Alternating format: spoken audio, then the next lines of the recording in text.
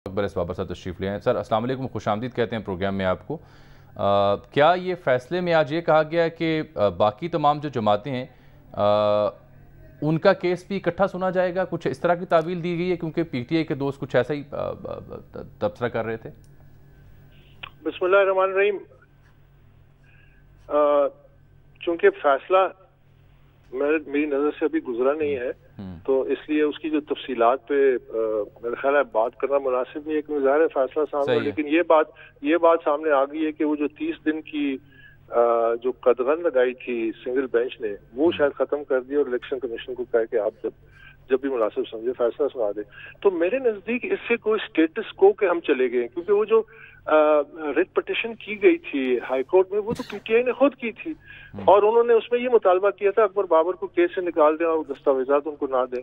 तो वो मुस्तरद हुई। साथ साथ उन्होंने जज साहब ने ये समझा शायद कि इसको अब केस को निपटाना चाहिए, तो 30 दिन की उन्होंने लिमिटेशन लगा दी। आपको याद होगा इससे पहले भी जो फैसल वाडा के केस में हाईकोर्ट ने 60 दिन की एक कदगन लगाई थी और फिर उसके बाद डबल बेंच ने उसको अपहोल्ड भी किया था। तो बहरहाल मेरे नजदीक इससे केस पे किसी किस्म का कोई फर्क नहीं पड़ता, क्योंकि 27, 28, 29 3 दिन पीटीआई मान चुकी है कि अगले 3 दिन में ये जो 27, 28, 29 इसमें वो अपने दलाइल मुकम्मल करेंगे। उसके बाद हमें चंद घंटे चाहिए, 1 आध घंटा चाहिए, जो फाइनल हम अपना जो रिटॉर्ट आर्गू करेंगे। उसके बाद केस जो है फिर फैसला महफूज हो जाएगा।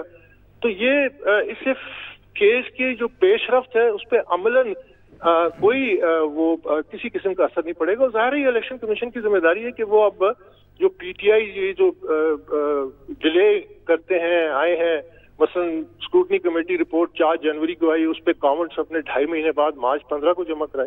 तो इन मामलात को वो अगर इस तरह हैंडल करते हैं कि अब मजीद ताखीर नहीं बर्दाश्त करते, तो फैसला फिर भी बहुत जल्दी आ सकता है। इसमें किसी किस्म की कोई रुकावट नहीं है। अब ये सारे का सारा फैसला इलेक्शन कमीशन के पास है। लेकिन साथ साथ मैं ये जरूर कहना चाहता हूँ कि देखिए इस वक्त एक और बड़ी तशवीशनाक सूरत हाल है, और वो ये है कि एक आईनी इदारा जो एक केस सुन रहा है, जो जज यानी मुंसिफ जो सुन रहा है, उस मुंसिफ के खिलाफ सड़कों पे लोगों को मोबिलाइज किया जा रहा है। ये मॉब जस्टिस की तरफ हम जा रहे हैं, ये हम फैशिज्म की तरफ जा रहे हैं। इसका भी तो कोई नोटिस ले, इसका भी तो कोई अदालत नोटिस ले, चाहे बड़ी अदालत छोटी अदालत, कोई अदालत नोटिस ले कि एक आईनी इदारे पे डायरेक्ट हमला है। कि जहां पे मसलन मेरा कोई केस है किसी जज के सामने और मैं 1000 बंदा बाहर खड़ा कर दूं कि जी इस जज को इस्तीफा दें या इसको निकालें या इसको कुर्सी से हटाएं, क्योंकि ये हो सकता है कि मेरे खिलाफ फैसला दे दे, जबकि मुंसिफ भी इनका अपना लगाया हुआ है। तो ये इंतहाई खतरनाक रविश है। ये इसको एड्रेस करें। फैशिज्म की तरफ हमें जाने से रोकना है, इदारों को आगे बैरियर बनना है। और जहां तक ये फॉरेन फंडिंग का केस है, देखिए ये केस 7 साल 6 महीने हो गए। 7 साल 6 महीने को थोड़ा अरसा नहीं है। 180 के करीब पेशियां हो गई हैं स्क्रूटनी कमेटी और इलेक्शन कमीशन मिला के। तकरीबन 65,000 घंटे गुजर चुके हैं, 2,700 दिन हो चुके हैं, 9 वकील उन्होंने बदले हैं। क्या एज अ पाकिस्तानी मैं ये मुतालबा नहीं कर सकता कि मेरा हक किधर है, मेरे को हकूक है कि नहीं है? 7.5 साल हो गए। मैं तो सिर्फ एक ही मुतालबा करता हूं कि इलेक्शन कमीशन इस केस में फैसला दे। 9 रिट पिटिशंस हो गई हैं। जब एक दफा फैसला आ जाएगा तो कानूनी जो रास्ते वो मौजूद है अपील के। अगर किसी के साथ ज्यादती, किसी फरीक समझता है कि उससे ज्यादती है, तो वो अपील कर सकता है मुख्तलिफ। लेकिन मेरे हकूक का कौन तहफ़्फ़ुज़ कर रहा है? मैं 7 साल 6 साल से पाकिस्तान के लिए लड़ रहा हूँ, ये पाकिस्तान से लड़ रहे हैं। गैर कानूनी फंडिंग इन्होंने की, गैर मुल्कियों की फंडिंग इन्होंने की, गैर मुल्की कंपनियों से फंडिंग इन्होंने की, अकाउंट से इन्होंने छुपाए। ये तमाम मामला स्क्रूटनी कमेटी की रिपोर्ट में आ चुके हैं। भाई मैं कहता हूँ फैसला दो। मेरा तो सिर्फ एक मुतालबा है। मैं तमाम मुंसिफों से अपील करता हूँ कि मुझे फैसला देके दें इलेक्शन कमीशन से। मुझे सिर्फ फैसला चाहिए जो मेरिट, कानून और सबूत की बुनियाद पे हो। क्या ये मेरा हक नहीं है? क्या मैंने एक रिट पिटिशन दाखिल की है कहीं पे? क्या मैंने कोई ऐसी दरखास्तें दाखिल की है डिले के लिए? कोई एक बहाना किया है? मैं 7.5 साल से एक पेशी मैंने मिस नहीं की। मैं हर जगह हाजिर होता था, हर जगह ताबेदारी से खड़ा हूँ।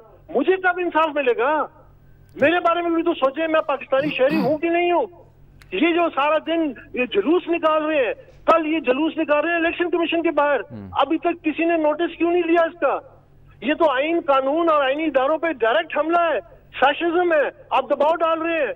ऐसे ऐसे मुल्क चलते हैं, ये तो हम डूब जाएंगे फैशिज्म में। मैं तो सिर्फ आपके थ्रू, आपके चैनल के थ्रू मुजीबुर रहमान शामी साहब के उससे वो ये कहता हूँ कि खुदारा हमारे भी तो, मेरा भी तो कोई हकूक है कि नहीं इस मुल्क में? बिल्कुल है, कि मैं रोता रहूंगा सारा वक्त। तो ये देखिए, ये बड़ा संगीन मामला है कि एक सियासी जमात, इमरान खान कहते हैं कि मेरे खिलाफ साजिश हुई है। मैं कहता हूं जिस सियासी जमात की गैर कानूनी फंडिंग हुई, जिसमें भारतीय शामिल है, जिसमें केमन आइलैंड की ऑफशोर कंपनियां शामिल है, उन्होंने, ये केस तो 2013 तक है, तो उन्होंने क्यों फंडिंग की है एक ऐसी सियासी जमात की? कोई मकसद था ना, ये थी वो साजिश। उस जमात ने फिर आगे जाके मुल्क की ईंट से ईंट बजाई, ये थी वो साजिश।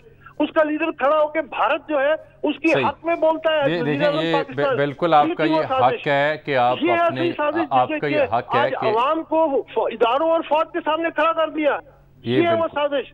आपका बिल्कुल हक है कि आप अपने मुतालिबात को दोहराएं या अपील करें इदारों से कि फैसला आपके लिए जल्दी आए। लेकिन बात यह कि अगर कोई सियासी जमात इस इदारे से, इसके सरबराह से उन पर अदम एतमाद का इजहार कर रही है, तो जमहूरियत में सबसे बेहतर हाल तो यही है कि वो एहतजाज की कॉल तो दे रहे हैं। नहीं, एहतजाज करना हक नहीं है। क्यों नहीं? आईनी अदालत के खिलाफ एहतजाज नहीं कर सकते वो आप उनके साथ तो आईनी कार्रवाई हो सकती।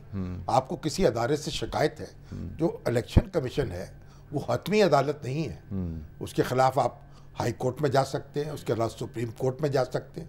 एक फैसला आएगा तो उसके, अगर आपको अगर बेइत्मीनानी हो, अगर आपके खिलाफ आ जाए या आपको कुछ शिकायत पैदा हो, तो फिर आप अदालत में जाएंगे, आप सड़क पे नहीं आएंगे।